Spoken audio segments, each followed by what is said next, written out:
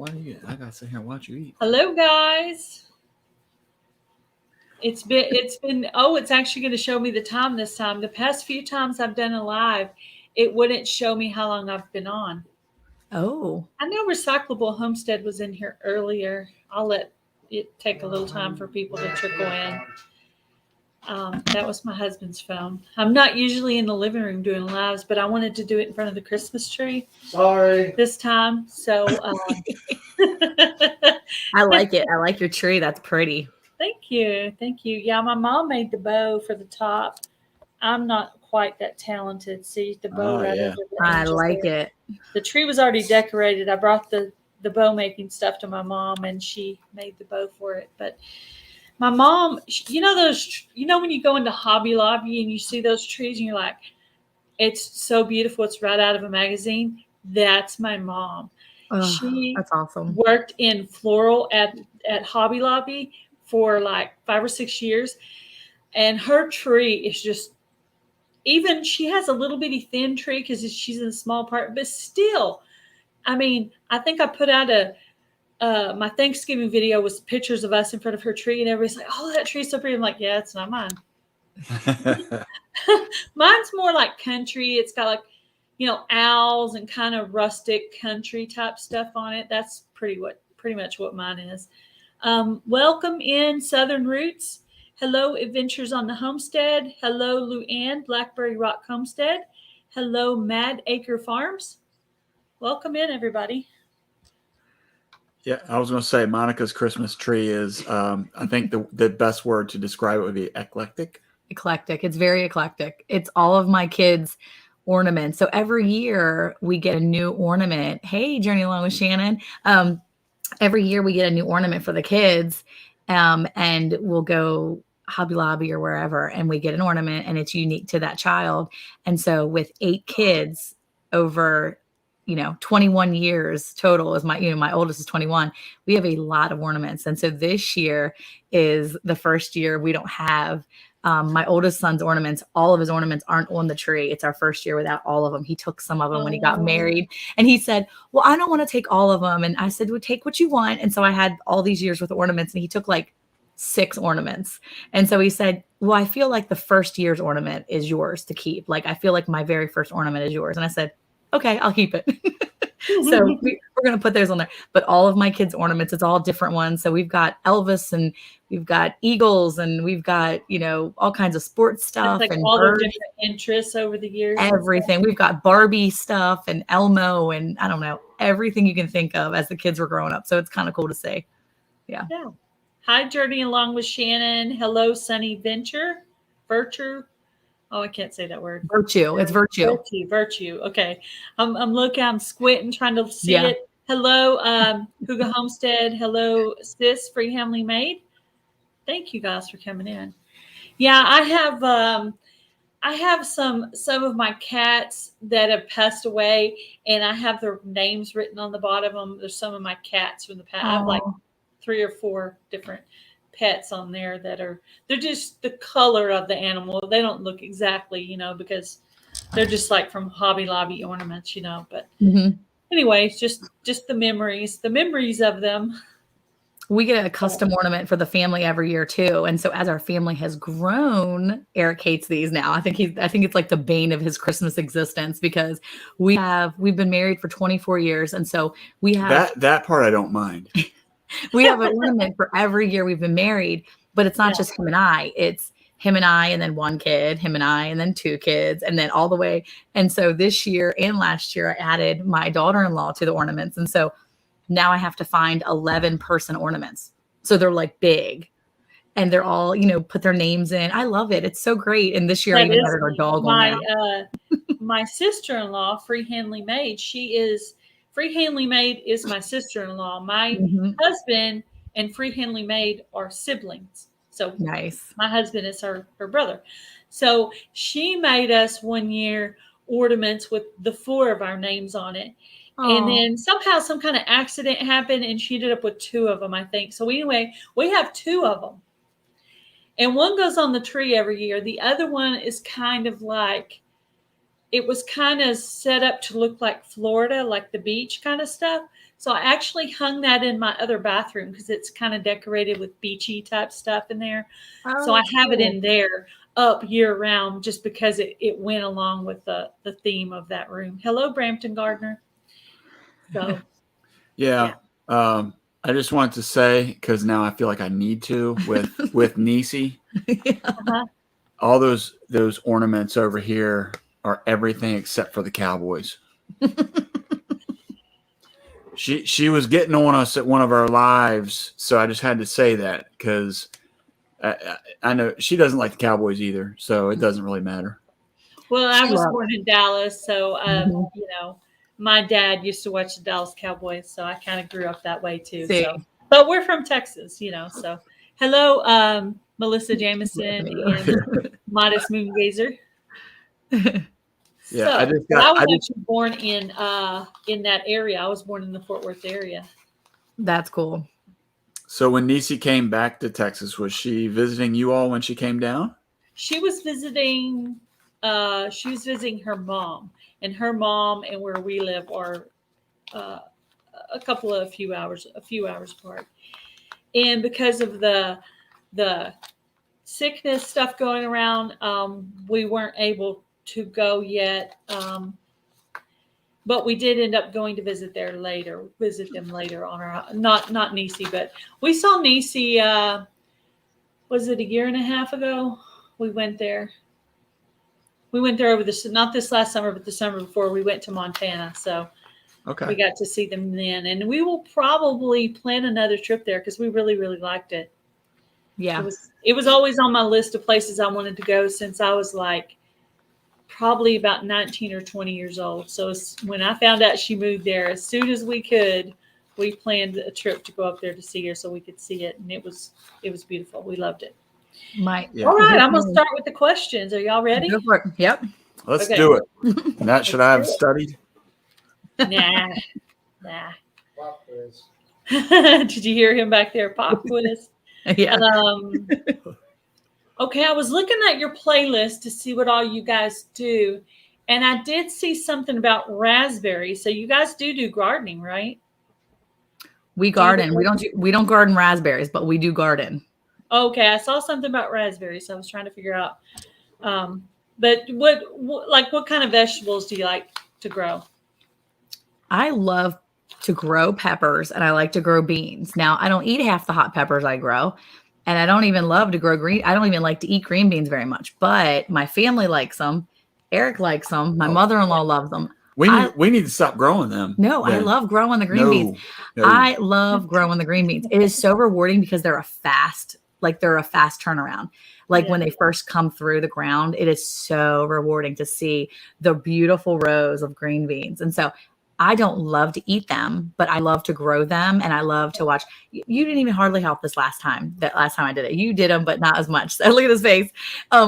2 years ago when we did, we're gonna have to take a quick break. Is there like a commercial coming up? I like the hot peppers because we like to do. I like to make use it for salsa and stuff. That I grow tomatoes as well, but the basics is I like to grow cabbages too, even though only about half my people like cabbage.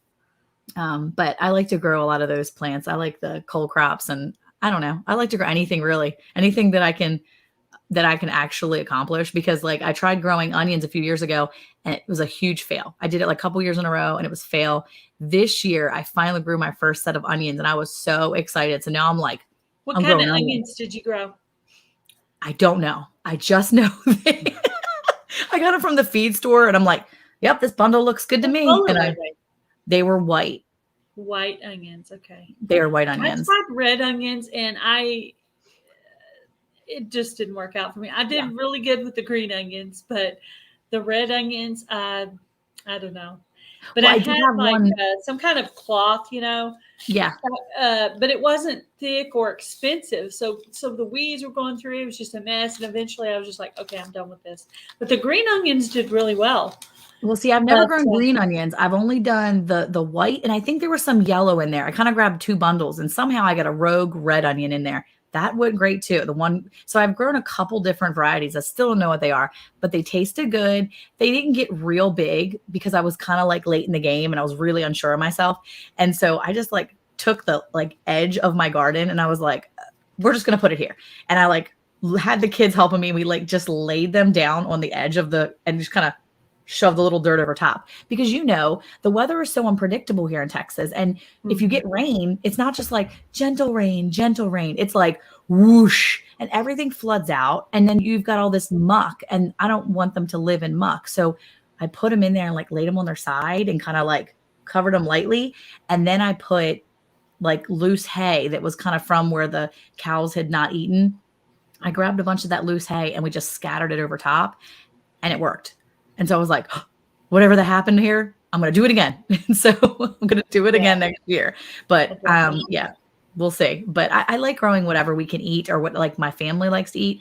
If it's just one or two of us, it's still worth it to me to know we're putting it in jars and, doing that. So, yeah, I'm not a big okra fan, but I did really well with that red okra that Mackenzie Lindstrom sent me.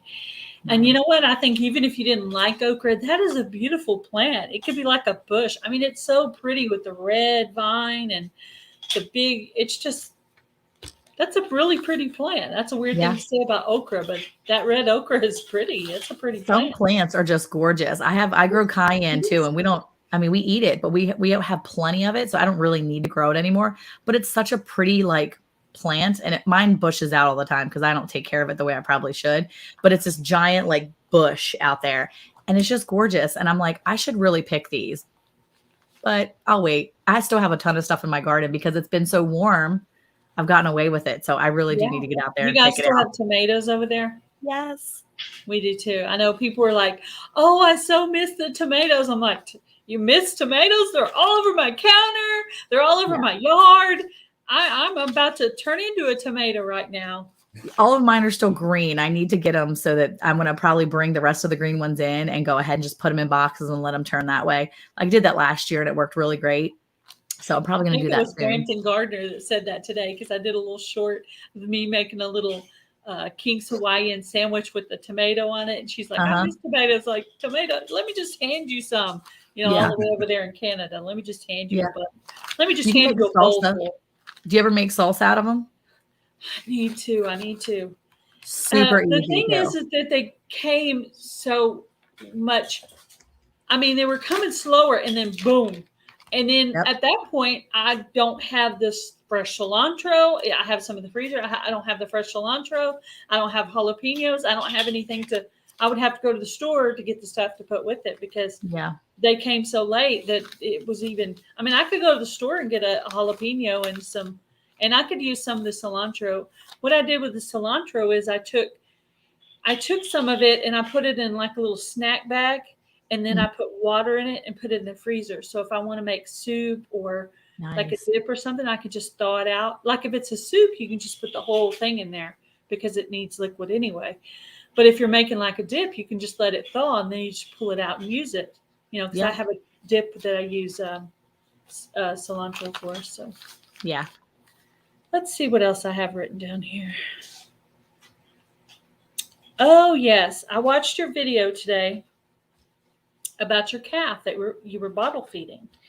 So tell a little bit about that story where when he finally goes outside and decides he's going to eat anyway.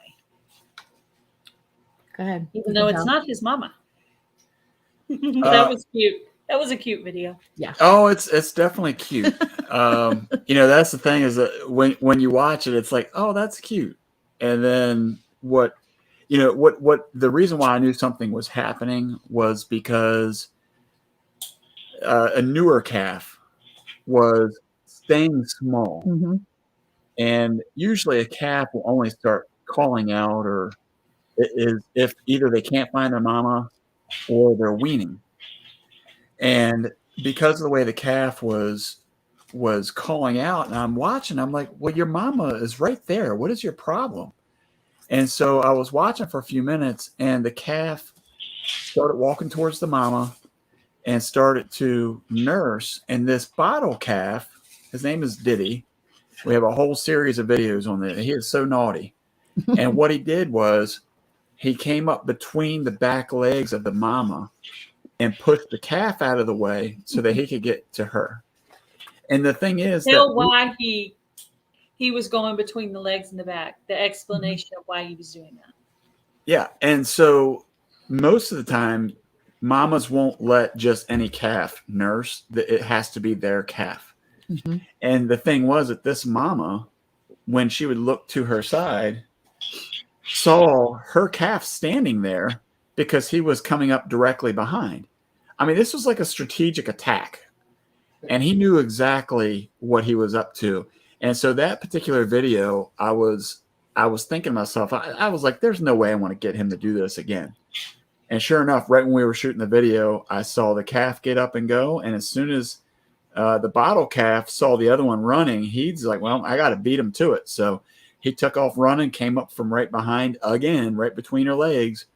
And the mama was none the wiser while he was sitting there. And so we actually, we took him off of that property, put him on another property, and he was weaned a second time by being with her. Mm-hmm. And about 3 months later, that mama dropped a calf. Yeah, just the beginning of November. Mm-hmm. And then he did it again. So we had to pull him out. We made a short about that because again. We walked him down. My 13-year-old, this is his baby. So he walked him down the street, put him back into the weaning pen again. So now he is in the weaning pen for the third time. And he's little because he's a I bottle. wonder which video I caught. The first time he was doing that or the second time he was doing it. Depends. If you saw Eric actually pulling him and my son were pulling him and walking him around, that was the first time he got caught. Okay, that was it. Yeah, that was the one. The second time was just like a couple weeks ago. It's probably like 3 weeks ago, maybe 2 weeks ago. We just realized what was happening, pulled him off and walked him down the street just with cattle cubes. Because, I mean, he's really good at tricking the mom because the mom looks over to her side, sees her baby. Oh, it's my baby. I'm just nursing one baby. And, of course, Diddy comes right from the rear and, he's just sucking away like nothing's going on. Mm-hmm. And smart, really smart. Yeah, the mom's not going to kick him off because she thinks it's her baby. So, yeah, smart bottle calf. He must have got kicked off a couple of times to figure that out. I mean, that's pretty smart. Actually. I think he was going from a few mamas at first because when he was walking around with all these babies, and he's actually older than some of these babies, but he's tiny. So because he's a bottle calf, he's grown a lot slower. Plus, he's a longhorn calf. He's a pure longhorn. All these other calves are beef cattle. So even those babies that are 6 months younger than him are the same size as him.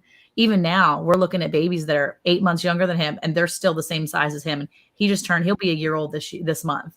And it's just the funniest thing to see him. And he's a smart boy. Yeah. He is smart. And because he's handled so much. And we actually started a series on the house calf. Mm-hmm. He's actually the second one. The first one, if you don't like sad things, I wouldn't recommend watching the first three. The first three was about one that passed away. Mm-hmm. And right after I've lost a lot of cats. I've lost a lot of cats and chickens over the past year. Yeah. So I've been through it myself on my little, not a homestead, a little backyard homestead. It's just woo. I had a raccoon kill 4 of my chickens. Oh. And then I had some of the outside cat Daisy, some of her babies, some of her little stray babies died that I was feeding and trying to save. But she's got one down here that is Curly Sue, and she is all over the place. Yeah. With any homestead, no matter what size, I feel like there's always a sense of you'll always find that you lose some animals, and it's just so sad. Most of them, even though some of our chickens we don't name because we have so many, but even anytime I find an animal that's gone, that's died from whatever reason, it hurts. It doesn't feel good. We had a mama that a pig that farrowed last Tuesday, and she farrowed 14 piglets. I watched her, 2 of them were stillborn. And I was watching her have both of the stillborn babies. And with each one, I was just it was so sad. My 11-year-old's like, Mom, that one's born dead. And I was, and it hurts. I feel bad for her because, She doesn't know. She's not going to be like, oh no, my baby. But for me, it was really sad to see them born like that. So, but yeah. You wonder how much of it they know, you know. Yeah, truly. Oh, I'm on the wrong. I don't know how I ended up on the wrong page. Let's see. Why did you start your YouTube channel? Go ahead. You can. Oh, okay. You could have different answers to that question. Well, Monica actually was trying to get us to do something probably a good year or two before we started, but it was kind of a culmination of things. First part for me was I was unemployed. I had just lost my job because of the virus, and things were just weird, and I really needed something to get my mind off of trying to find a job. And we had that coupled with we had a cow that went down, and it just kind of solidified for me in my mind, because Monica and I didn't grow up like this. We had to learn through YouTube how to live on a farm, how to take care of animals. And when we say take care, not just like bathing them and putting a leash on them, but, learning how to build the pens for the pigs and how to watch for signs when they're getting ready to drop piglets, and when the calves are coming, and how to wean a 800-pound calf. Yeah. Not using pallets, by the way. Don't use pallets. I don't recommend that. Don't use pallets to try to keep an animal that big inside of anything. We've been there, done that. But I mean, it was just a host of things. And then when we had this cow that dropped down on the ground and couldn't figure out how to get it to its feet, Monica had reached out to some people that she knew through Facebook, and then they had offered some recommendations, but the problem was that I didn't have any of that equipment. So we had to think outside the box. And that's what I do for my work anyway, is always trying to be creative and think of things outside of the norm. Mm-hmm. And so we wanted to give a channel where if you wanted to do a homestead of any size, that you would be able to find whatever information you needed, so that's why we have so many different things on our channel. It's not just about cows or pigs or chickens. It's not just about cooking. It's not just about gardening. It's about pretty much our life on the farm and all the things that we encounter, good and bad. I started with watching Becky's homestead to figure out how to take care of the chickens, because I wanted backyard chickens. So I love Becky's homestead. That's where I started. I started watching her years ago. She reminds me of my aunt who had lived alone for a long time and took care of my other aunt. And she is the sweetest lady. Like, I love watching her homestead channel. I've loved watching her over the years, just watching her grow. And she does it all by herself. I mean, she seems to be by herself from what I've seen. She didn't really have a lot of help, right? And so her husband, now that I have, a channel, 2 channels, I don't really have enough time to watch this stuff anymore, but that's where I started. Then I went and I started watching Homestead Tessie. And then after watching her for a while, I was like, if she can be a little socially awkward and have a YouTube channel, maybe I can do it too, because I'm actually a pretty shy person.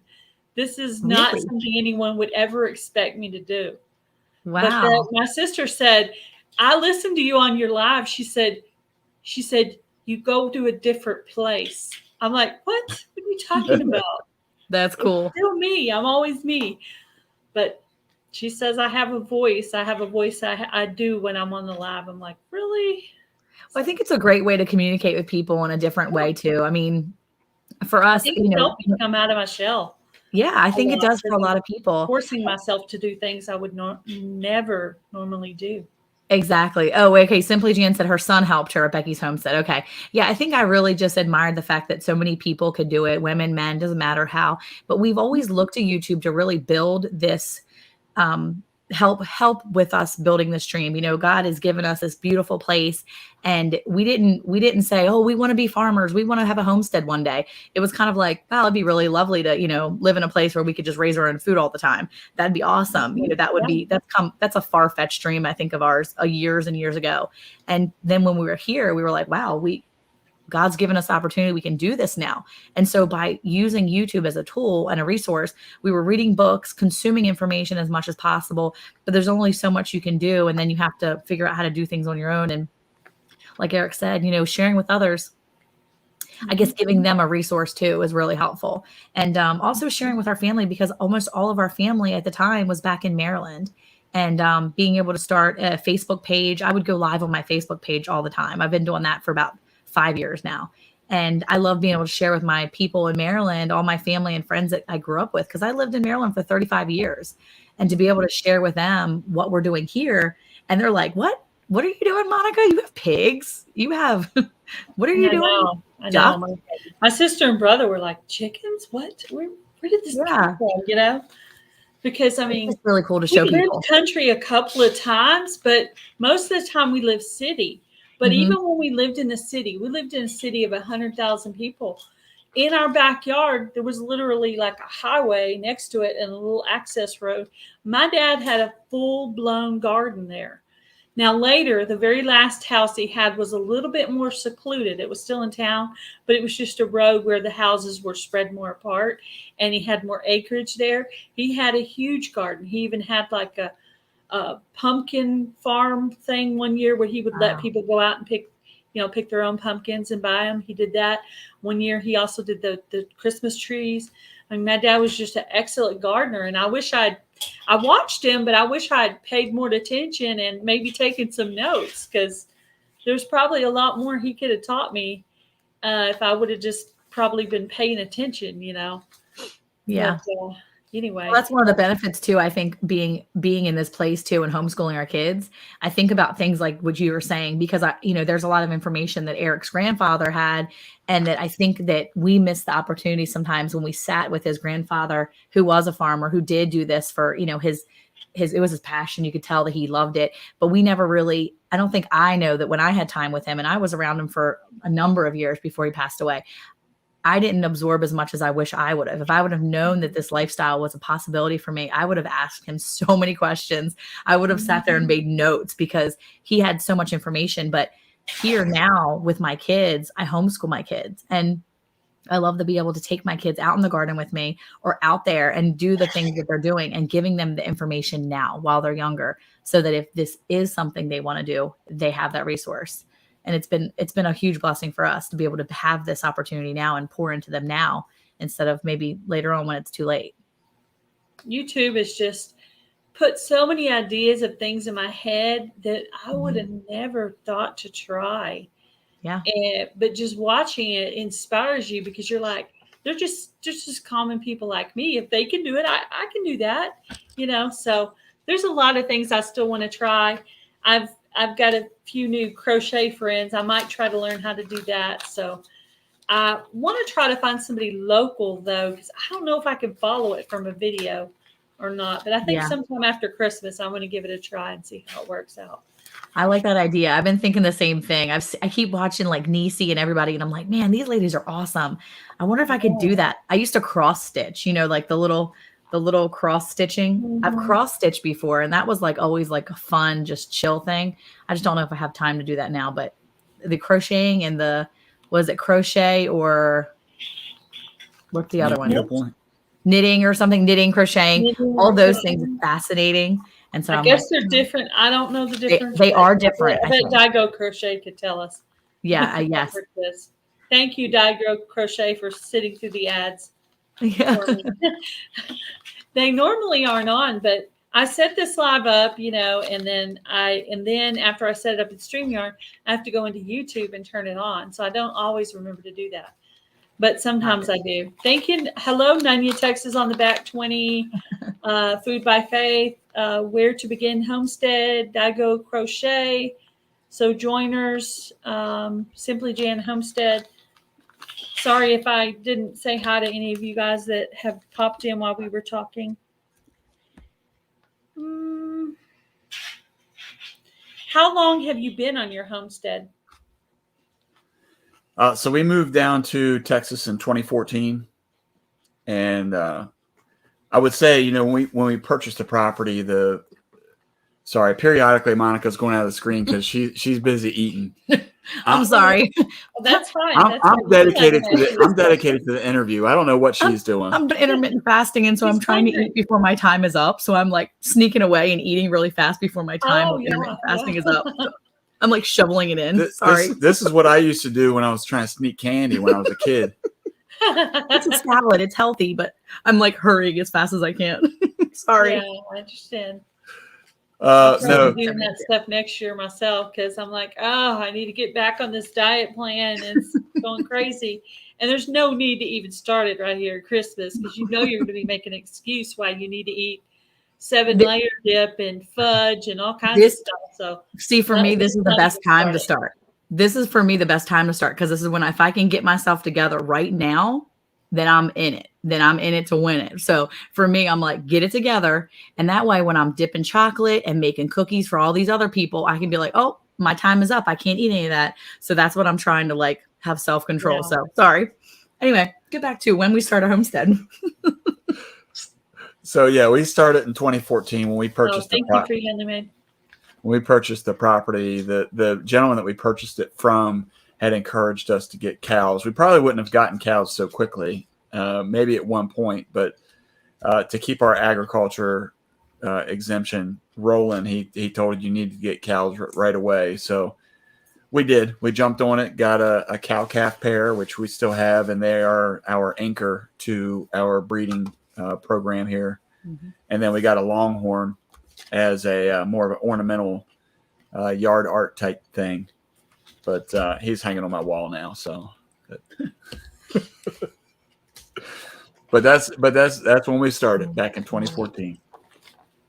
I have my own wall. I have my own wall art here. Let's see if I can show you what it is. Let's see.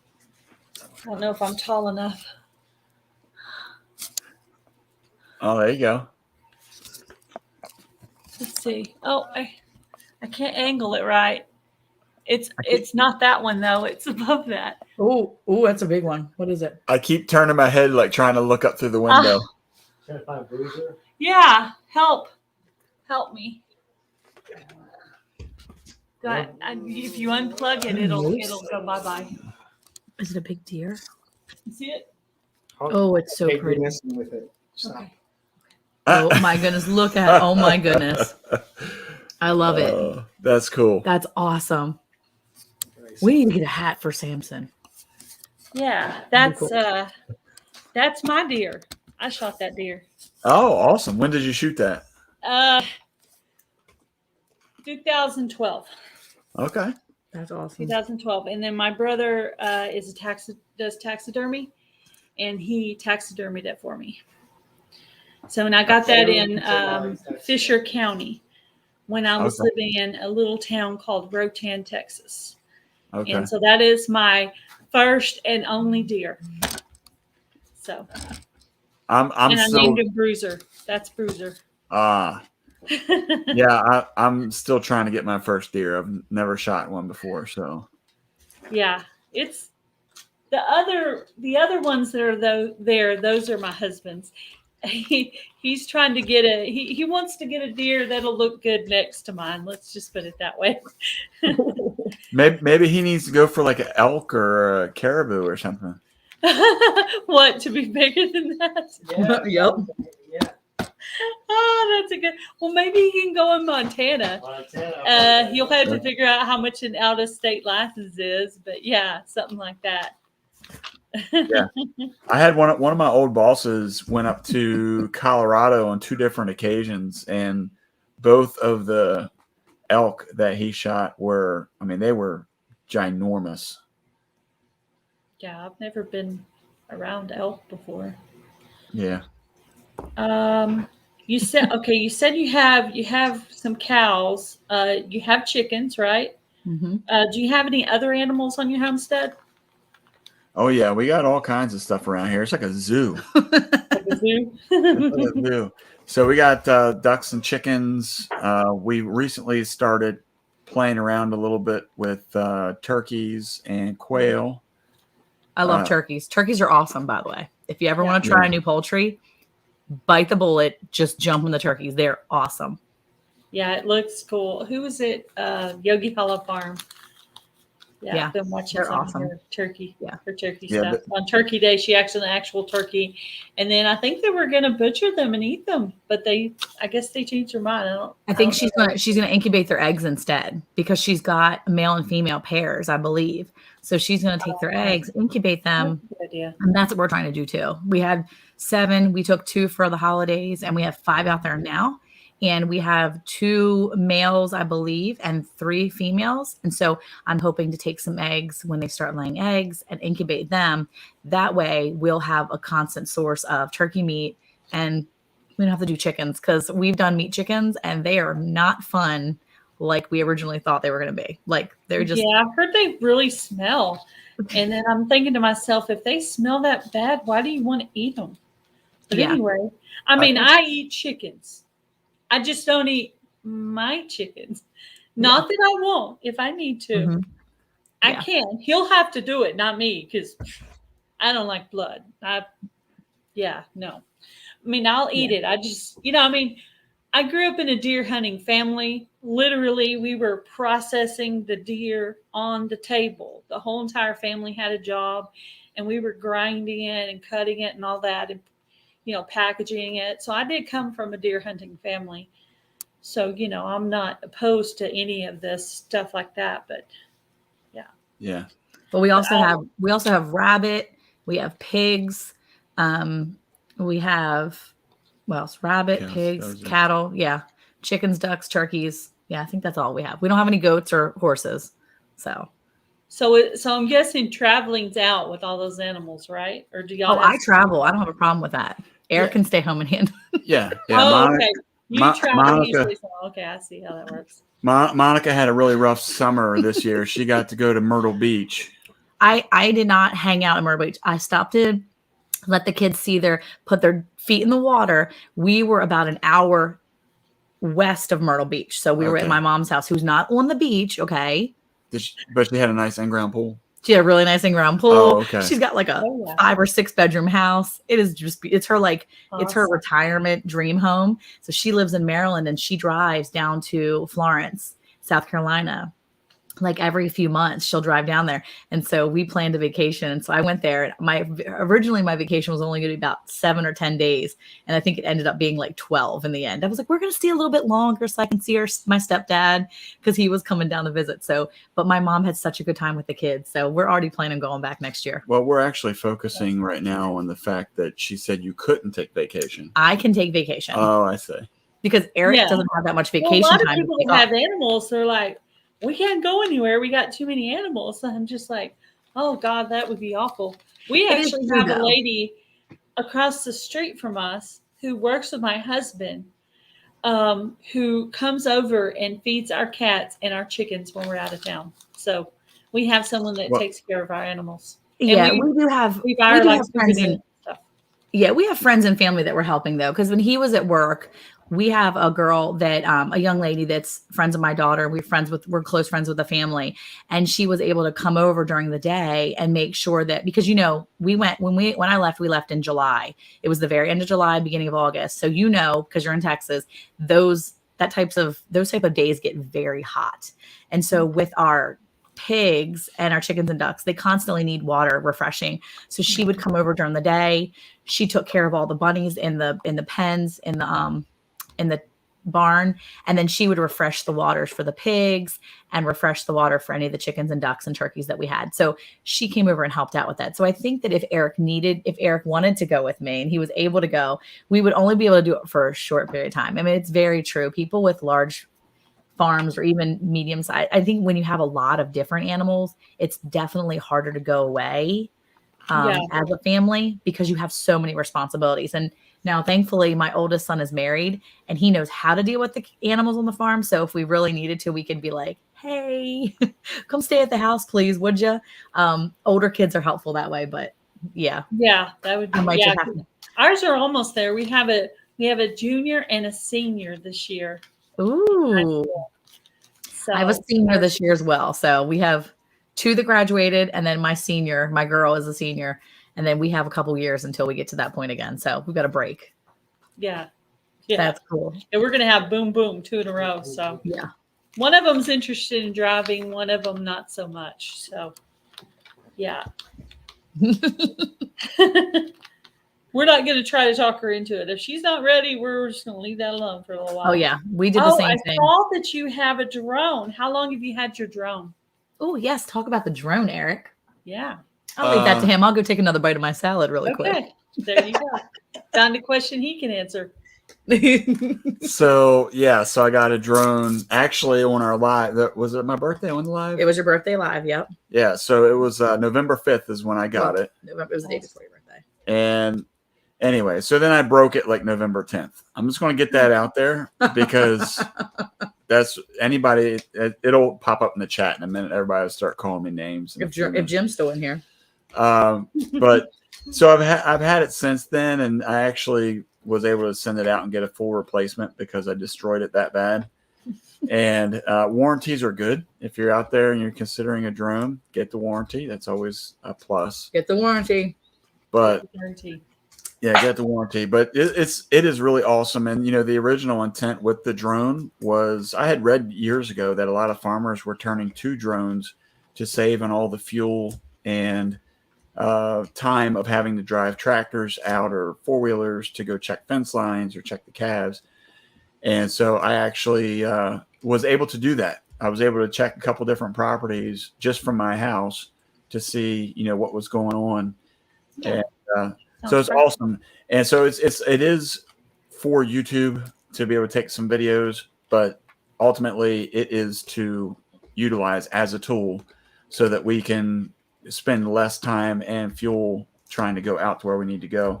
Because this particular drone, I think I can fly it like a half mile or so, maybe a little bit further before it will lose signal. So I can go a fair distance. Yeah, it's not bad. It's not bad at all. I love watching those drone videos where people are flying around. And I had a couple of channels like that at the very beginning I was watching. And you know how it goes as you go on your little YouTube journey, you kind of lose people here and there, or they might be there somewhere, but you just you can't remember what their name is. You've grown, you've gone other places, met new people, and you don't mean to forget anybody, but Yeah, but you do occasionally. Admittingly, you do. Yeah, there's one guy that we've met up with. His adventures on the homestead. He was in here a little bit earlier. I haven't seen him harassing me about my drone yet, but he is really good. If you haven't had a chance to check him out, he does a lot of drone shots and he does a fantastic job with editing and things like that. So who's that? His name is Jim from Adventures on the Homestead. Yeah, if you go check out his recent video on the snow. I'm subscribed, but let me go. You have to go watch his newest one. It says this. It's called "The Sky is on Fire." It's the one before his last video. So good. It was such a pretty video. It's like, it's just gorgeous snow video. It's beautiful, and it's just all drone footage. I think most of it anyway. It's awesome. I saw that you had a playlist on animal care. Is there any suggestions you have for things to look for on chickens? You're the chicken lady. Anything you can think of? Signs of things maybe we should be looking for with our chickens? Well, I think it's about really, I don't do a lot of chicken videos, but I know that I've been looking at different ones for us. So I think that just depends on the season, when it comes to chicken care or poultry in general. As it gets colder, you want to do things, take care of their combs, watch their feet for, any kind of issues. If you see an animal that's limping, with chickens and ducks and even any kind of poultry, really, if you have rough terrain, they can get, bumblefoot, things like that. Those are things definitely watch for when it comes to chickens. I think that for me, I love my poultry, but I'm not a helicopter mom when it comes to my poultry. There's a lot of people that are very much helicopter poultry owners, and that if there's one chicken that's like sneezing, they're like, "Wow, we need to get something." I am a very hands-off owner. I like to watch from a distance. I have a duck outside that she's a white star, which is very similar to a pekin. And she's been limping off and on for about, I don't know, 3 weeks now. And the kids are like, Mom, you got a duck that's limping. And I'm like, she's fine. She's fine. I looked at her foot. I picked her up. I took a look over. She's fine. She either twisted something or she had a little cut. She's good. If she's down, I'll handle it. But I've checked on her a few times and I just put her back. I try not to be an overzealous owner where I just try to overtreat everything. Because if I just can't, I'll wear myself out trying to do that. But I know. Well, with that, as many animals as you guys have, I could see that. I started out probably more protective, and then kind of laxed off from that. Of course, I was very upset, when we found chickens murdered in our yard by a raccoon. That was the first time. It wasn't the first death, but it was the first time something actually came in to hurt them like that. Yeah. And there was a hole in the thing, and literally had gone years that way and nothing, and then bam. And we have it all nice and covered up now, but I probably should do a video on the how to keep your cage safe from these type things, even in the city, because we've caught 3 raccoons and 4 raccoons and 2 skunks. Yeah. Since the chickens got killed. His coworker just gave us 2 new hens.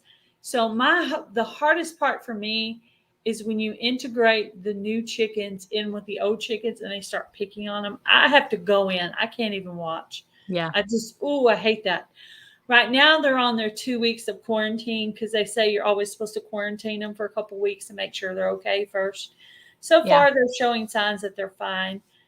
So he's going to have to be the one to put them out there and watch them because I can't stand that peck. Well, I think sometimes too, if you do it at nighttime, one of my tricks is that I take them and I kind of wait until dusk and then I just throw them in the coop and I shut the door and I'm like, figure it out. It's like kids, they'll get along, they'll figure it out. They have to do the pecking order thing. They have to establish, I'm the boss, you're not, this is where you belong. I also try to not get one single chicken and bring one chicken into the flock.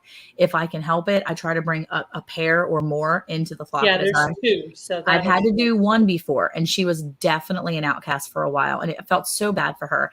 And then she got broody. And normally I keep my girls from being broody. I'm like, no, we don't need to do this. But I let her go broody because I figured, well, if she went broody and she had some chicks, then it'll give her something. And it did. It helped. And she integrated back in with the flock much easier than when she was by herself. So I think it just depends. Someone else said, don't let their food go moldy. Our food goes so fast, it doesn't usually get moldy. But one of the things I want to try with my chickens is fermenting the feed. Have you ever tried that? No, but I've seen videos on it. So there's a lady that I watch.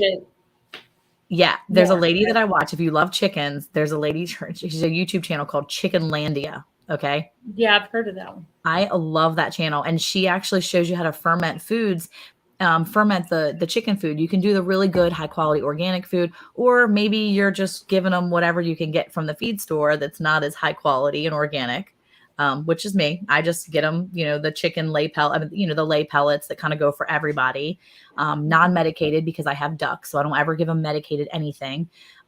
And I'm interested in trying to ferment that because I've done fodder, I've done extra things like that. So now I'm interested in trying to sprout some grains and maybe ferment some actual food for them to see if it lasts a little longer, see if they like it.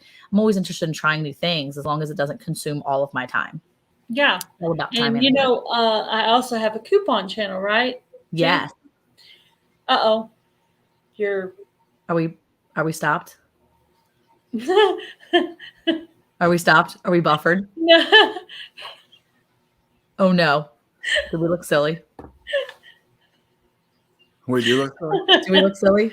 It's doing this vibrating thing with your head. Oh no. Oh no. Put your stop cam on for a second. Oh no. We're gonna be silly. I'm leaving the camera. Okay, there you go. Wow. Can you still hear us though? Yeah, I can hear you fine. Yeah, see that? There you go. You're fine now. I That's don't know so what happened. weird. All of a sudden, both your heads start vibrating. You guys see that too, or was it just me? Was it just me? They probably think I'm crazy, but Oh, that's that funny. reaction didn't come out of nowhere. Your faces were both vibrating. It was weird. Oh my goodness. I lost track of what I was even going to say. Well, one thing I was going to say Oh, as the well. coupon channel. Okay, go ahead. You finish, and then I'll. One of the things I was going to say was when she talks about, just kind of letting the chickens and ducks kind of work themselves out. So many times we've worked with families that are dealing with pigs and cows and even the chickens and ducks and stuff, and they want to intervene so much. And the reality is that these animals know how to take care of themselves. Yeah. It's instinctual for them to work these things out, and it's important too that they are able to work it out themselves, or else they're going to need your help every time. And my husband's shaking his head over here going, I'm trying to tell you that. I'm like, I know it. It just hurts. The mama in me just has a hard time with it. I totally get that. Like Monica was sharing earlier, one of our pigs was farrowing, and she called me and she's like, should I get in there? And I was like, no, she is a great mama. Just let her do everything herself, like she has done the past few years. It was so hard not to jump in there and intervene. I'm like, I should help her. I need to help her. Yeah. It's a woman thing. We can't even help it. Well, I think it's important to know when to intervene and when to just watch and have that. The good thing is when you have the ability to work with someone, you have a husband that you can say, what do you think? Even if your husband is not hands-on with chickens or ducks or whatever it is, he can be your balancing, and it's important that if you're not, you don't have a significant other, find a person that you can talk to as another homesteader, call them, get a buddy, get a companion, get somebody that's accountability to help you and say, hey, friend, I know you homestead, maybe you just do goats, but I got a problem with one of my chickens and I'm freaking out a little bit. What do you think? Because if you have that person to bounce ideas off of, they're coming from a similar position. They know homesteading life. It's so helpful to have that person to call them or to reach out to them via text or whatever it is and say, am I doing this right? Or do you think I should put my hands on this? Because it's nice to be able to have them say, no, it's okay. Chill out. Or yes, go grab that baby and help it. It's very helpful to have those people in your life too. It is. Yeah. I think I can take the regular just pecking thing. But one time there was a chicken on top of another chicken doing something, and it wasn't male, female. It was two of the hens, and that one just looked brutal. And I intervened on that one, but most of the time I try to stay out of it. But that one there looked like almost like the chicken was trying to kill the other chicken. I'm like, no. Oh, but no, I will jump in if I see more than one. If the roosters are doing something or the rooster's picking on a chicken, a duckling or something like that, you better believe I'm running. I'm like, get off. Yeah, a rooster. Yeah, our rooster that we have now I think he's pretty gentle. I haven't seen any, because we had one for a while, another one that pecked a big old thing on one of them's head. But he seems to be more gentle, and we let him free range this weekend with the two new hens that we got, and they were getting picked on, but he liked them plenty. So, and he was already protecting them. So, that's a good sign that he'll be. He was doing his little rooster dance. That's what my husband's saying over there. He's doing the rooster dance. That's my favorite. Yeah, he was over there doing a little rooster dance. So, some new women here. All right. It was funny. But I wanted to watch them, but it was hard for me to watch them because they're so mean to each other. But they can be mean. Well, the cows do the same thing, which was odd to me that I can't watch that because they're so big that when I bring all the girls back to our house to get bread because they haven't seen each other in months, they do that every single time, and they just sometimes it goes quickly, and sometimes it's it seems like a long time, but it's probably about 30 seconds to 60 seconds that they're just pushing on each other back and forth. Oh, and I've watched like 1,000-pound cows get pushed to their back knees, like back down. And I'm like, I can't watch. And he's like, it's fine. They're going to be okay. And I'm like, they're going to hurt each other. And I'm so worried. I have to walk away. He's just like, they're fine. I can't do it. Hi, Cat Without a Head. How are you? Life with Belinda and Chuck. Plan on chickens in the spring. Going to build a coop this winter. Suggestions? Where do you live, first of all? Yeah. Because, the difference between, Texas or Connecticut could be a huge difference. Yeah. Well, no matter what, you need to bury chicken wire underneath the ground about 18 inches. Yeah, I need to have him do a video on how he did what he did was we bought one of those small wooden coops because we had our first chickens. They were still little. And he bought the coop that you just put together from like Tractor Supply or Home Depot or somewhere. Yeah. And then as they got bigger, we bought a dog kennel, one of those metal dog kennels, and we covered it on top with chicken wire. And then on the bottom, he took the chicken wire and, dug out an area and buried that wire where the dirt is on top of it so that if anything digs, they're not going to get anything. So, I mean, I thought he did a really good job with it. There was that hand size spot is where the raccoon got in though. And we should have covered that, but we weren't having any problems. So we thought, oh, it's fine. Well, no, it really wasn't fine, but yeah. Southern Mississippi. So they have nice warm weather too. So yeah, I mean, that's a good point to bury that wire underground, depending on what kind of coop you're going to get, and just make sure you have a big enough area. Are you going to build a coop or are you going to buy a pre-made coop? I guess that matters too. Yeah. I think the main thing is whenever you have a coop, training your chickens to go in the coop or making sure you decide whether they're going to have a run or free range. That's huge. I mean, Gail, do yours free range all day or do they have a run they stay in? The run is the dog kennel part. Okay, so that's their run. And then there's the closed covered part where if it's literally snowing or raining, they can all huddle under there. And then in the middle of the dog kennel, he built a wood stand thing where it's like a perch for them, right? That stands up at the top. And then we need to get a new one now because it's about to be snowy and wintry or whatever out there again. So we put a tarp so that if they decide they're going to sleep on that, at least, they won't wake up covered in snow or whatever. So, because we did have that last year. So. Yeah. Well, I think it's important too. Okay. So they want to build one with a run. 2 dogs have run of the place. So I think that it matters. If you know you're going to have a run, then you need to make sure you have a run big enough for the amount of chickens that you want. Making sure that you have safety netting over top too is important. If you have, depending on where you're putting it, if you have trees and things like that, sometimes you'll have enough shade. But like my sister and brother-in-law, they have a big run, but they are constantly getting hawks that swoop down and literally will pick up those chickens and take them out. Yeah, our run is covered dog kennel area. Yeah, so it just depends. If it's covered, you need to have it covered, things like that. And it's got trees above it, so so you need to think about your area. And they only free range when we're out there with them. So. Yeah, and see, ours just free range all the time. They just all go out there, and at dusk, they all throw themselves back in the coop. We shut the door on it, and they stay in there overnight. We've got some air holes in there so they can breathe, but it is locked up for the night. If they don't go in there, they're on their own. May the odds be in their favor over the night. But I'm like, there you go.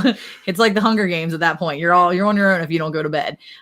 They have time, but I would say think about those things. It's really important to think about what you want your chickens, what you're going to give them, the freedom, and then build that coop and that run around what you have. What your area looks like. What predators? Yeah, we definitely know. Yeah. Well, when we very first started here, we didn't have a fence all the way around it. Mm-hmm. And we would have cats, dogs, all kinds of animals.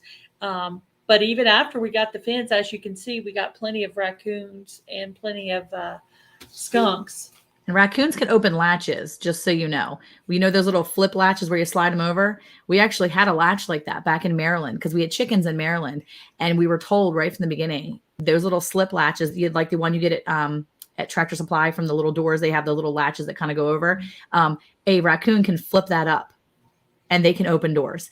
And so we actually have locks on ours. We have locks on ours in Maryland too. Now we don't have anything like that, but we were really careful that we actually put locks on those at nighttime, and we only used one door to open and close, and the other stuff was locked down permanently because we didn't want a raccoon that was smarter than the average to come through and flip a lock open and go have a feast in our chicken run.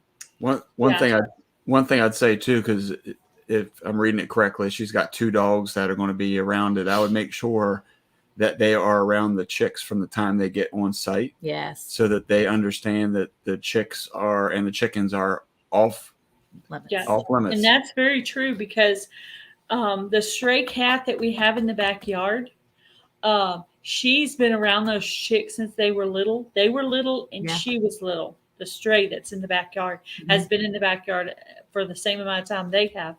Yeah. And she's never messed with them, never tried to. She used to pay attention to them. Now she don't even pay them any mind. Then we had another cat that started having accidents inside, and she just kept doing it. We had to put her outside. Well, the one that we put her out there with, the stray, that's her mother. So basically we have the 2 cats back there, and she doesn't bother them either. So I don't know if I'm thinking some cats would go after them, but I think she's been around them too, because I used to take her out there when she was little. She would walk out, she would follow me out to the coop and stuff.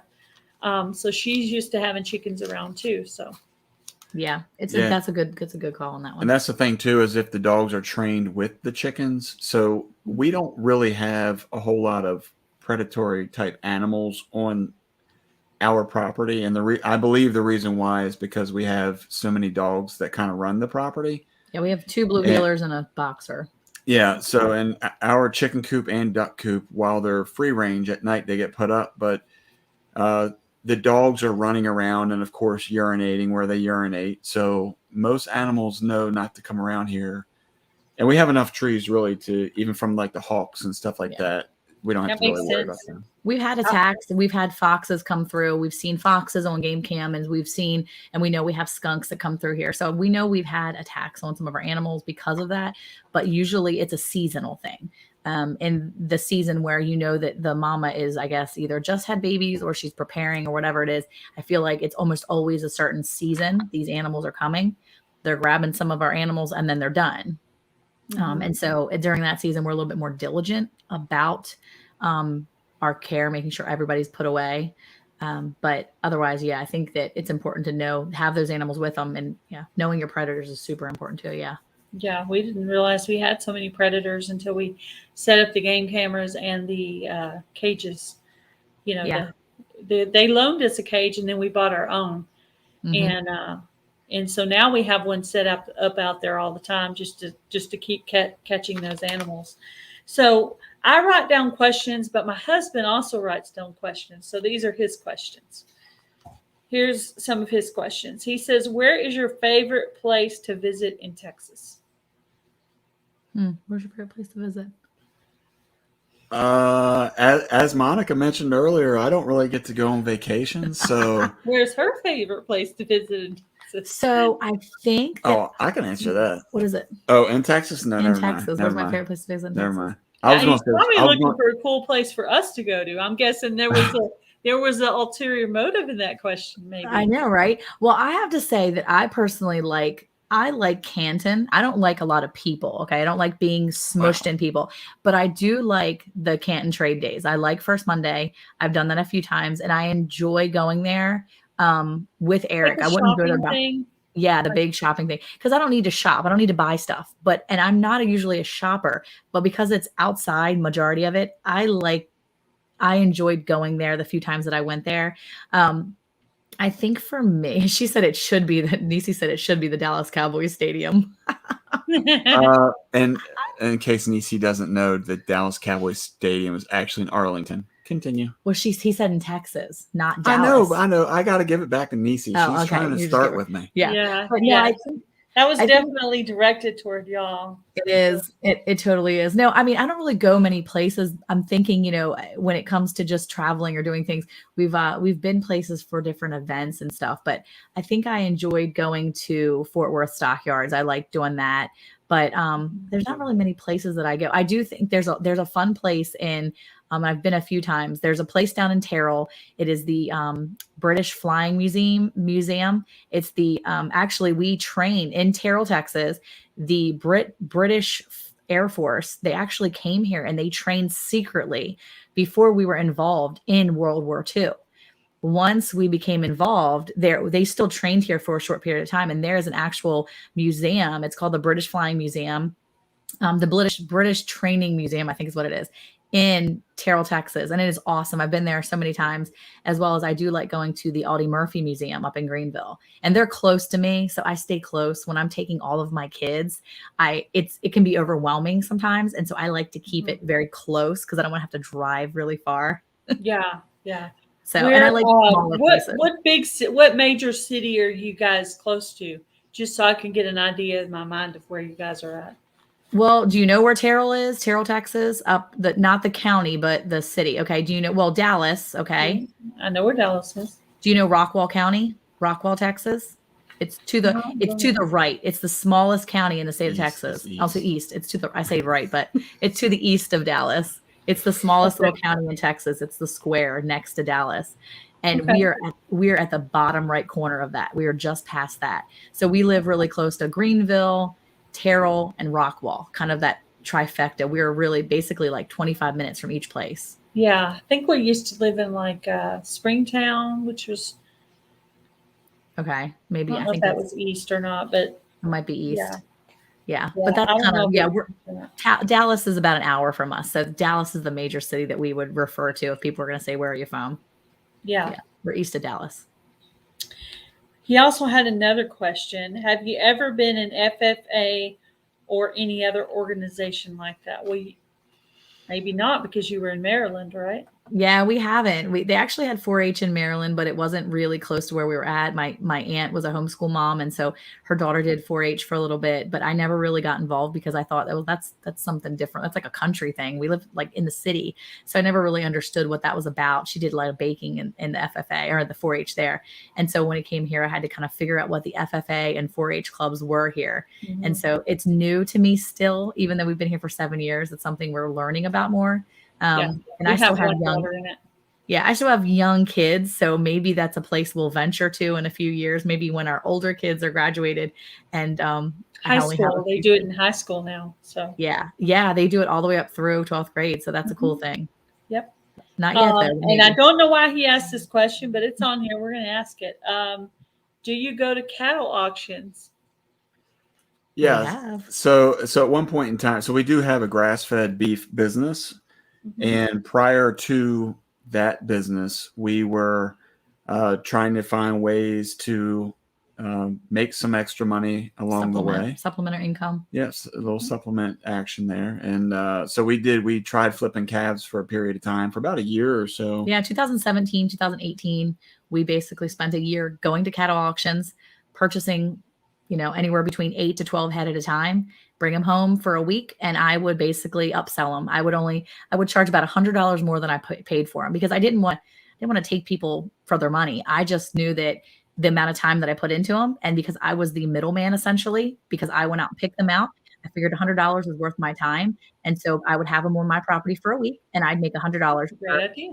And so I felt like that was very reasonable, because I'm saving, Farmer Joe time. I'm saving him the time and the effort and the energy to do that auction and picking it out. So I think that was one of my greatest accomplishments here, is that Eric had work, he couldn't go, and we missed the auction on a Saturday. And so I said, well, I can take Abigail and we can go to the auction on a Tuesday.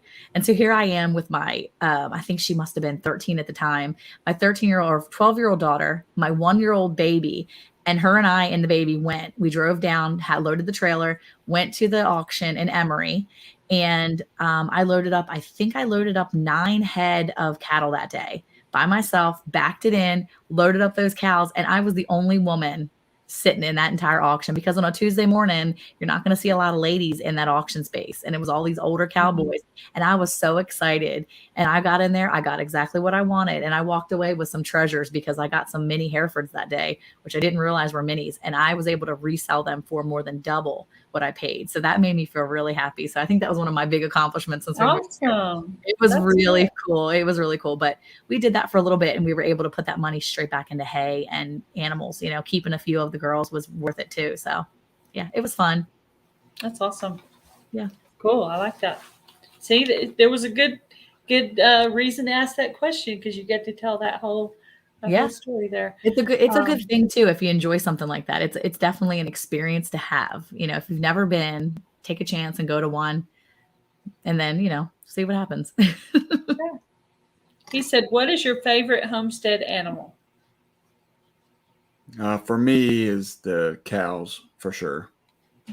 That's an easy one, because for me, the work that I do is it's a lot of pressure, and so that's kind of my downtime, if you will, when I come home. And even if I'm putting hay out, to get on the tractor and have to go out and feed them, or in the springtime or summertime when they're just walking past, out in the back field grazing, it's just something about being so relaxing to sit there and watch them do that. Yeah. I like the pigs. I think the pigs are awesome. I'll go out there and sit with the pigs. I have a little baby pig that's in the house right now that we're trying to help heal. He's got an infected leg or wound. So we're trying to get him better, but he's so cute. I mean, I've been up for hours and hours. He's like a baby. He eats every 1.5 hours right now, and it is exhausting, but it's so worth it. If he lives for the next few weeks, because he's not even a week old. And if he lives for the next few weeks and makes it through this wound, I'm just going to be so excited, because he is the sweetest little thing, and he's a grumpy little thing. So, but it's just it's the most fun to watch them, because they're smart animals. And yeah, I like the pigs. I like them a lot. So pigs. Yeah. She might actually have an addiction problem. We're going to have to. Addiction to the pigs. I don't have any more babies. My baby is 5 years old, so I've got to have something. Yeah. So I'm like babying this little piglet. He won't let me hold him. He gets mad at me. He goes, and he like, I don't know, almost barks at me. He has an attitude, and he walks around, and he's just the cutest little thing. I'm going to do a short on him soon, because he's just that's a good idea. I'd love to see him. Yeah, he is the sweetest little thing, but yeah, he's got an attitude. So we named him Gizmo, because he sounds like a little gremlin when he gets mad at us. But yeah, he's a sweetheart. I like him. So last year in February, we had that real bad snow, and we lost power 2 times. I think it was for about 12 or 14 hours, and then about another, it was back on for just a little bit, and then back off for another about 6 hours. So what kind of stuff did you guys go through last year with the weather that happened here in Texas? Yeah, I think we actually made out pretty well. I mean, we definitely got hit with a lot of snow. Kind of reminded us being up north again. It was definitely cold. But I think we were really well prepared for it. I know that I give Monica a hard time a lot about being the weather woman, but she is always on top of it. And that's, I think, how we work so well as a team, because, that's the big key, is being prepared for whatever comes your way. And so because she was warning us ahead of time that this weather was coming, we were able to make sure that we had hay in place. We had straw put out for the pigs. And, for a lot of these animals, it's really, like we were talking about earlier, that they know how to take care of themselves as long as they have what they need. Yeah. And so by having everything in place before the weather came, fresh, everything was fresh, so that there was plenty to make it through the week. It really helped things. And we didn't really lose power. We didn't lose power, did we? We didn't lose power. We didn't have any problems with our heat, because even if we did, we have a pellet stove, a wood burning stove that we use all season. But I think the only thing that was really a loss was we had a couple busted pipes, which really didn't help anything, because my daughter uses one of those pipes for her rabbits in the barn. So our barn water pipe busted, and we haven't even had that fixed yet. So that's going to be what project I think is going to get done soon. Hopefully. I think she's wanting it done soon, because she doesn't like hauling water to the barn from the house. But yeah, I think that we fared pretty well because we were prepared. Being prepared in that sense really did help us. Well, we had a lot of candles. So we were prepared, with light. Of course, we have a old fashioned lamp with oil. We have that. So we were prepared, matches, all that stuff. Yeah. But we do have a wood burning stove. We still need to get installed. We're working on that. Hopefully that'll get done before. Actually, we have a contractor who's going to come out and give us an estimate because he was going to try to do it, but he was going to try to put it out in the shop. But I said, well, I think we need it inside in case, because the world's going all crazy right now, in case something like that happens again, we'll be prepared and actually have heat in the living room. We could all at least, all stay in here, cover the archway there, and we can all just stay in here and stay warm. And that's one of the things we thought about too, is if it got really cold upstairs, the kids can all sleep downstairs in the living room. We'll just, push come to shove, we'll block off the doorways. We'll do it that way. I think if you get a wood burning stove, make sure that you're looking in the summer, especially the spring and the summer when people aren't thinking about it. Look for those people that are chopping down trees, that have lost trees from weather damage. Because, we get a lot of bad weather in the spring. Those trees will come down and people want them gone. That is the time to get your wood, because if you get wood in the spring, you're going to be ready for that fall and that winter, because it seasons for about 6 months. So that would be the best time. So if you're getting your stove in now, start thinking, okay, the stove is here now. So you'll kind of be behind on wood if you don't have any ready, but that's cool. You can prepare, kind of make do this year. Actually, in our yard, we could literally just chop. We could chop some trees that are hanging over the house over there that really need to be taken down anyway, because if they come down on the house, that's not going to be good. But you want your wood. The last question I always ask. Sorry, were you saying something? No, I was going to say, just by thinking in the spring, you're going to have time for that wood to season. So it doesn't it's not wet wood, because wet wood burns differently than dry wood. So that's important too. Yeah, so look for your wood in the spring. I've learned that the hard way. So a lot more smoking, a lot more sitting. Yeah. Yep. Yeah, and that's the other piece, is make sure you maintain it. There's so many people I know that I ask that question if they've ever cleaned their chimney, and they're like, no, I don't use it that much. Well, last year, because of how cold it was, I was up, I think, every 2 hours feeding this stove to keep it warm in the house. Mm-hmm. And I got up there to clean it this year, and this is the first year I've ever seen creosote inside of the chimney. And we clean it every year. I'm very diligent about cleaning the fireplace. So just be true. mindful of that. Make sure you have, I know it sounds corny, but make sure you have all your smoke detectors, and the CO2. The CO2 detectors. Yeah. Mm-hmm. Make sure the batteries are checked. We have smoke detectors. I don't think we have CO2 ones. The carbon monoxide ones are great to have. We have one that talks, and it tells you that you have a high level, and it's nice to have. We have them all over, and it gives me a peace of mind. I know for him, he's probably like, geez, Monica, but for me, it helps me feel better to know that they're there, because I know we have our smoke detectors in the house, because every once in a while they'll need the battery thing, and I'll hear them chirping, I'm like, it's driving you crazy. So I always ask at the end if you guys have a question for me. Mm-hmm. I think we were asking them as we were going along. I think we were, yeah. I do.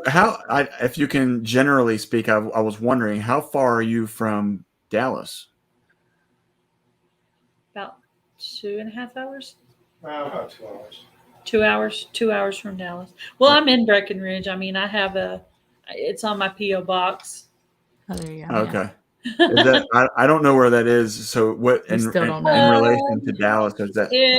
It's about an hour from Dallas. I'm sorry, an hour from Abilene, 2 hours from Dallas.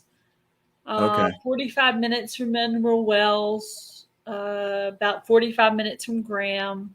I don't know if you know any of those cities, but. Yeah, I see you. Yeah, I Googled, I MapQuested Breckenridge. I'm like, where's Breckenridge? I got to see. So it's way past Fort Worth. There's a lake. There's a bridge that goes. That's cool. Into town over the lake. So are you guys, I know that when we first moved here, we used Google Earth and just kind of looked at the state as a whole. And the northeast region of Texas is got more of a green color to it. So out there where you live, is it grassy? Is it a little bit more dirt? Or what kind of condition is it there? A lot of mesquite trees. A lot of mesquite trees. That's what his answer was. I would say the first few years I did gardening here, I decided that I didn't really like the dirt as well. Last year, because of shed wars, I did raised beds, and I did a lot better with raised beds because of our clay type soil. Yeah, we got real sandy So soil. real sandy soil. It just does. There's not a lot of things that'll grow in it, but when I have a little bit of that dirt, but mixed in with some really good, I put cow manure and all kinds of, I start about this time getting it ready for the growing season. Yep. So actually I'm a little bit behind. I probably need to go out there, and I know I need to cover like around my strawberries and stuff like that. So definitely to get on the gardening while it's still pretty warm outside, because the other day it was pretty warm. I said, oh, I should be gardening today, or preparing. It was in the 50s here all day today, but it was in the 70s, like the mid to upper 70s yesterday. So we had a cold front come through last night, and I was listening to the wind after I'd fed the piglet, and I was like, oh man, it's going to be cold tomorrow. So today I wore long sleeve all day. So I have about like an elbow type sleeve on today. So, but it's warm in here, but back in our bedroom, I don't think there's real good insulation, because the bedroom is freezing, but we have an extra heater in there. So we have a certain time, like at 8:00, our electric goes down. And so at 8:00, we'll put the heater on until we go to bed. And then when we get in there, we'll turn it off just to heat it up enough we can fall asleep. And then we have blankets on, so we're okay. Nice. Hey, Nisi, it was a cold front, by the way. She's laughing at us. And Dragon's Pick says it was 9 in Minnesota. Well, I'm sorry about your 9-degree weather, but yeah, she lived in Maryland, so she knows. I actually lived in Rhode Island for about 6 years. That's cool. But I am actually a Texas girl. I grew up in Texas, so but I took a few years. I went to Rhode Island, and then I went to Oklahoma, and then I came back to Texas. So yeah. Nisi hasn't lived here in a long time. Yeah, Montana is beautiful. Have you seen the inside of her house? It's gorgeous. I've seen some of it in her videos, and I'm like, oh my gosh, Montana. My in-laws. Like a lodge. It's like a bed and breakfast. It looks like a log cabin. Yeah, it looks awesome. My in-laws drove my kids to Montana last year in 2020 during the summer. They drove up to Montana and back down, and they took 4 of our children. And his uncle lives up in Montana. They live in Libby, Montana. And so they drove all the way to Libby, and they drove back down and went through a bunch of states. And my kids love it. My daughter has said before, Montana is so beautiful. And my kids have had many more experiences than I have. So I think that's something that Eric and I might have to do one day when our kids are older. We'll have to pick up and drive to Montana to see some family. It's gorgeous. It's gorgeous. And that New England area where I used to live, that's really pretty too. Well, you lived in Maryland, so you know. Yeah. I always wanted to go all the way up to Maryland, Vermont, and places like that. I never did, but I did do Rhode Island, Connecticut, Massachusetts, New Hampshire. Yeah. While I was there. So beautiful area. Furthest north I've ever been is Boston. Boston, yeah. Only thing I did in Boston was go to the doctor, so I'm not a huge fan of Massachusetts. Not good memories. Yeah. No. Well, there's so much history though on that East Coast, and that was I think one of the fun things about homeschooling kids in Maryland, and because I could go to Delaware and I have Pennsylvania and the Virginia area right there. Like everything was so close, and I could kind of travel around. I mean, we were only an hour from DC, so it was really nice to be able to go there if we needed to. But I think that it was a lot of history there, but I like Texas history. I'm learning more. So it's fun. It's fun to be here and to have a variety of experiences for the kids. Oh, so Nisi said Libby, Montana is 4.5 hours north of us. See, we could go to Libby, stop off and see Nisi on the way. Yeah, I'll take her a Eagles jersey or something. Oh, that's so wrong. She'll love that. She would burn it. She'd be like, no, ma'am. I know. That's funny. You might have to get on her property with that. There are signs in the trees that say, what does it say? What do the signs say as you're driving in? I don't remember. Something about If you can read this sign, we can see you in our sights or something. Oh, I don't yeah, know. so, You yeah. know, one of those. You better wear a Dallas jersey on the way We're in. like, oh, okay. Well, it's a good thing, we're coming.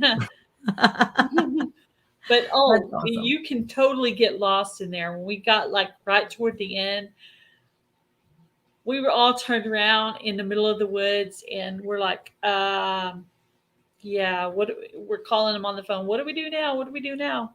Hi, Yeah. Dragons Picks and Celtic Roots Farm. Hello, hello. Just despise driving through Massachusetts. Yeah. Celtic I Roots loved it though. It was a nice experience just to get to go somewhere different. Be a Yeah. little Texas girl and get to go to New England. So it Yeah, was nice. I liked for it. sure. Some The sign says experience. that you can read But that, I yeah. appreciate you guys coming on. It was cool getting to know you guys. I've seen you on a Yeah. couple of other lives, but Yeah. it's good to have you here. I will be sending you an email with my mailing address in a couple of Yes. days, and so you can get a sticker from me. Yay. and Well, I'm stuff. serious too, by the way. In the future, if you want those eggs, you let me know. You need extra chickens. Yeah. You just let me know. We'll meet halfway. Okay. I think you're about 3 hours or so from me. We'll just meet halfway. We'll come hour and a half each way, and we'll Yeah. meet somewhere in the middle, and then you can have some chicks. We'll give you some chicks in exchange. Because I mean, why go out and buy a bunch when you have a hatch addict like me? I like to hatch eggs. Yeah. I don't have fancy ones. I don't do fancy ones. I just do barnyard mixes. But yeah, no, that's perfectly fine. they're free babies, so hey, I don't mind. Yeah, we are definitely. Well, one of the ones we got from his coworker is supposed to be broody. I mean, they were offered to us, so we're like, why not just say yes? I mean, they're offering us chickens that are, one of them's already laying, and one of them's young enough. She'll be laying in a few months. So yeah, that's good. Why wouldn't we say yes to that? So we did. So 2 new That's chickens. awesome. But we want to get at least having us. another 4, maybe 4 or 6, later. Well, in the Maybe spring, let me know. Let me know. Just reach out to me and say, hey, I'm interested in chicks soon. All I need is 21 days. That's all it takes to 21 hatch. days. 21 days. So, yeah, let me know. Awesome. Thank you. Yeah. That's very cool. All right. Well, I'm going to go ahead and end the live, guys. Thank you guys all that are left in the chat there for hanging out with us. And thank you for coming up. Yeah. Thank you for having us. Good to know you guys. Yes. Thank you for having us. We appreciate it. Oh, always good to meet neighbors. Yep. Yes, definitely. Definitely. Thank you guys for getting in contact with me. Yeah. See you guys. Bye, everybody. Bye. Bye-bye.